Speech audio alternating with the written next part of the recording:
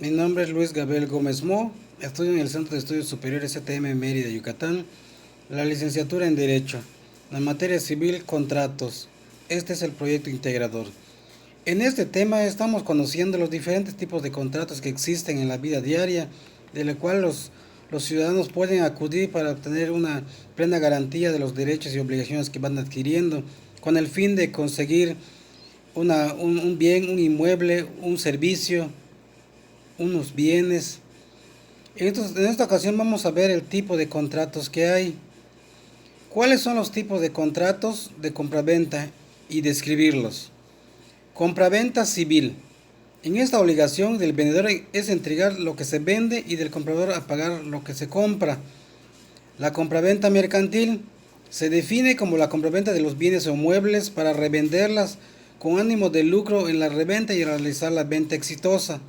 Compraventa con reserva de dominio es en el cual las partes mediante un pacto expreso modifican el efecto traslativo del dominio, haciéndolo depender del cumplimiento de una obligación por parte del comprador. Compraventa en abonos es aquel mediante el pacto expreso de las partes acuerdan que el comprador cubrirá de manera total o parcial el precio de la cosa mediante entregas parciales en cierto tiempo. Compraventa con pacto de preferencia. Contrato en el cual las partes que el comprador se obliga a no vender el bien adquirido como consecuencia de la compraventa. Compraventa con pacto de no vender a determinada persona. Es el contrato en el que las partes pactan que el comprador no puede vender a determinada persona el bien adquirido y con el objeto del contrato y es el objeto del contrato. Compraventa de esperanza. Es aquel contrato en el cual las partes pactan la entrega de cosas futuras a cambio de un precio y en dinero. Compraventa de cosa esperada. Es el contrato en que las partes pactan la entrega de cosas futuras y el pago del precio subordinándolos a la condición suspensiva de que la cosa llegue o no a existir. Explica un ejemplo con situaciones simuladas acerca del contrato de compraventa. Es una de las prácticas defraudatorias más comunes entre particulares. El contrato de compraventa tiene como objeto el precio del bien o la cosa. Entonces, cuando en el contrato de compraventa no hay el precio o el precio es simulado, estamos ante una simulación absoluta del contrato, siendo dicho contrato nulo de pleno derecho. ¿Cuáles son las características del contrato mutuo? Señala la fundamentación jurídica. Este es o no con interés. Es mutuo simple cuando el mutuario no está obligado a pagar ninguna prestación o por recibido es mutuo.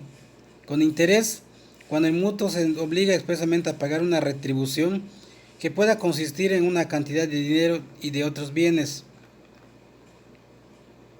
Refiere dos obligaciones de las partes y el modo de determinación en el contrato del mutuo. El mutuante es quien se obliga a transferir la propiedad a una suma de dinero o de otras cosas fungibles al mutuario. El mutuario es quien recibe el dinero o las cosas o bienes fungibles y se obliga a devolver otra suma igual de dinero o otro tanto de bienes fungibles de la misma especie y calidad. Este contrato termina cuando las partes han cumplido cada una de ellas con sus obligaciones en los tiempos que cada una de ellas le corresponde, aunque no siempre termina así. Explica un ejemplo con situaciones simuladas acerca del contrato de arrendamiento en el que incluye los derechos y dos obligaciones de las partes. La simulación del contrato de arrendamiento supone crear la apariencia de un arrendatario cuando la causa es falsa y no existe entre las partes contratantes la voluntad de celebrarlo. La finalidad de la simulación del contrato de arrendamiento es simular y dar apariencia de una relación arrendaticia para continuar con el inmueble en perjuicio de terceros. El arrendatario está obligado a pagar el costo de la renta en la forma y en el tiempo estipulado, responder de los perjuicios de la cosa arrendada que sufra por su culpa o negligencia o la de sus familiares o sirvientes.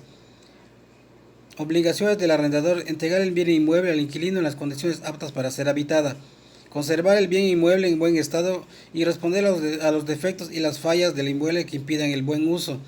No puedes hacer el uso del inmueble mientras esté arrendado, no puedes utilizarlo para nada.